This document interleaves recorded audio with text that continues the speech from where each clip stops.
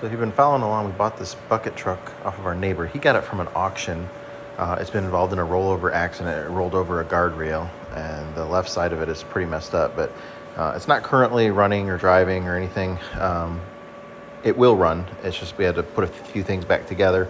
The fan went through the radiator on it in the rollover, so I got to take the radiator out and patch some stuff up on it to be able to get it to hold coolant again.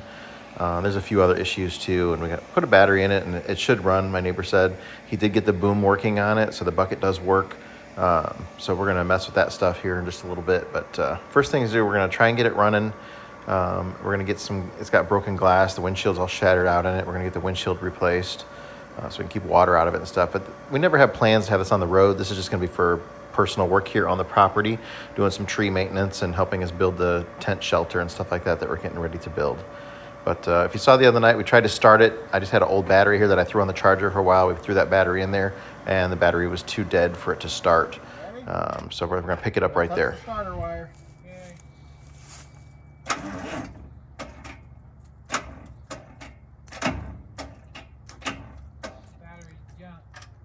Kind of sounds that way.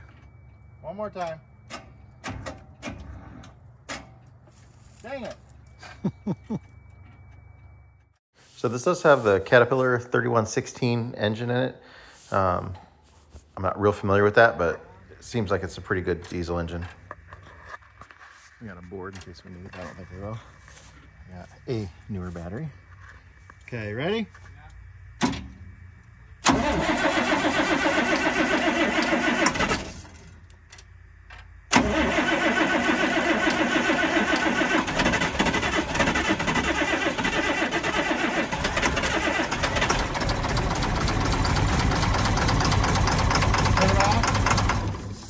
Make sure the off worked.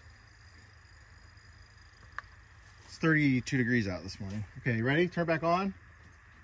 Okay. Ready?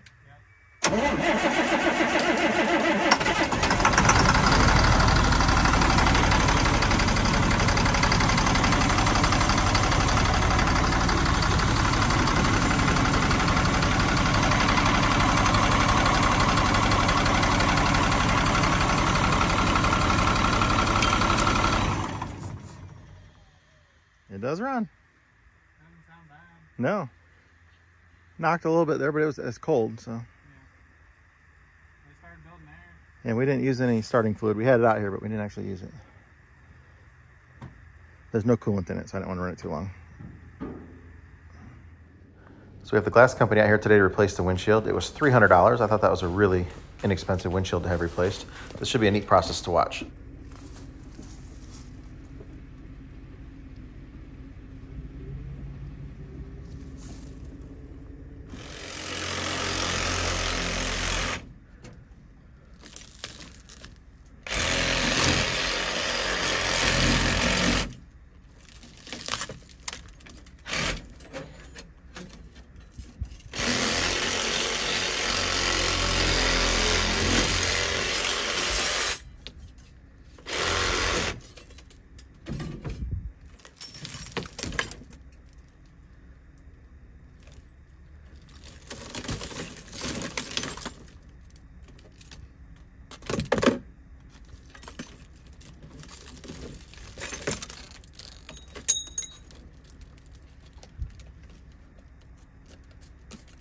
Can't believe how easy that tool gets that right off of there. That's the design. A lot of people frown on them.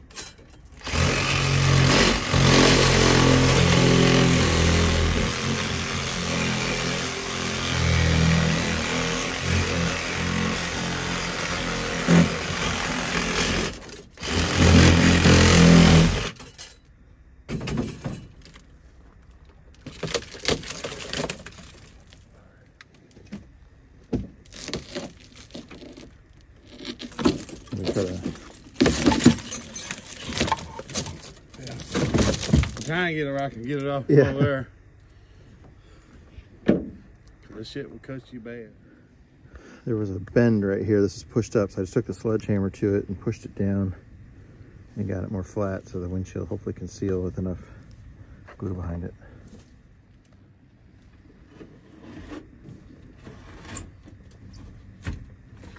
You don't see some of those new cats using these knives. They're scared of them.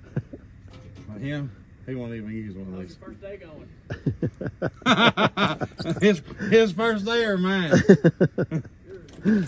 Oh, it's going splendid. Just like it's supposed to. He was here yesterday, so it's not his first day. Good try, Hunter.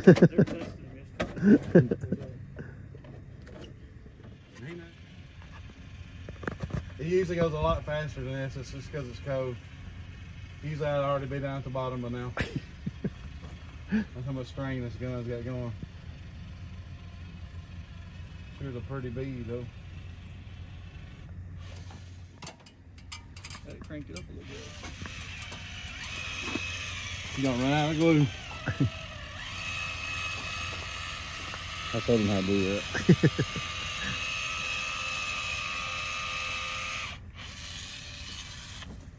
Here you go.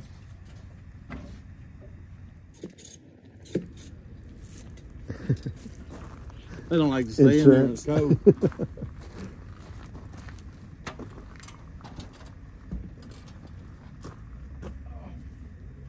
All right. Oh, what you got right there? You got it for a second? Yeah, Hopefully. maybe. Man, All right. can't see the little thing.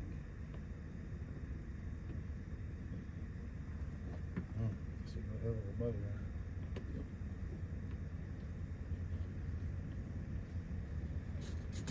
Boy, that thing didn't even want to sit down. Right.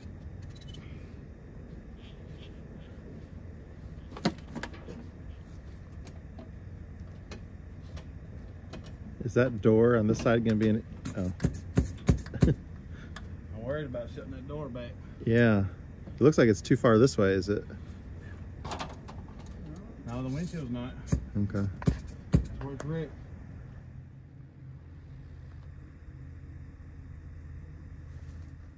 Because this door was all crushed in. I had to go in and cut that corner away because it was hitting the window.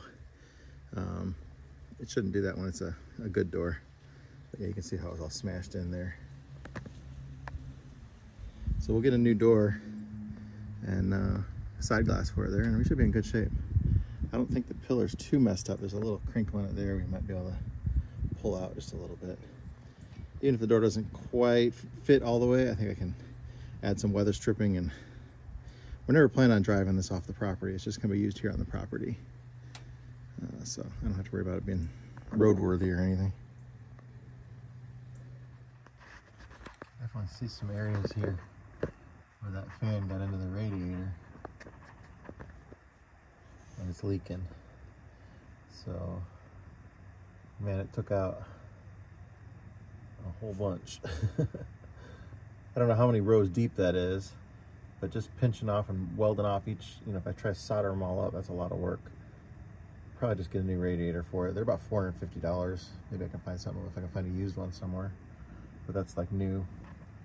Cheapest I found them, about $440, somewhere in there. There's a big hole. Let me see if I can get a picture of it. Yeah, it's definitely pretty well screwed up. I mean, I could probably retrofit just about anything in there, though. I'm not going to be driving down the road. I just need to keep it cool while it's running the hydraulics and stuff here. So, but it's probably not worth messing around if I can get one for $400 something. That's a pretty nasty hole. My only problem is I'm mostly being able to work on this after work, and it's dark by 4:30 at night. It's dark out, and I don't have room to get in a shop right now. But I want to get it going so we can build that container shelter. That's the plan. So hopefully within the next few days I can get this radiator replaced. I got a couple other little things to get going. The drive shaft's disconnected on it right now because it got towed. So I got to hook the drive shaft back up and everything. But we should have it going here good in just a few days, hopefully.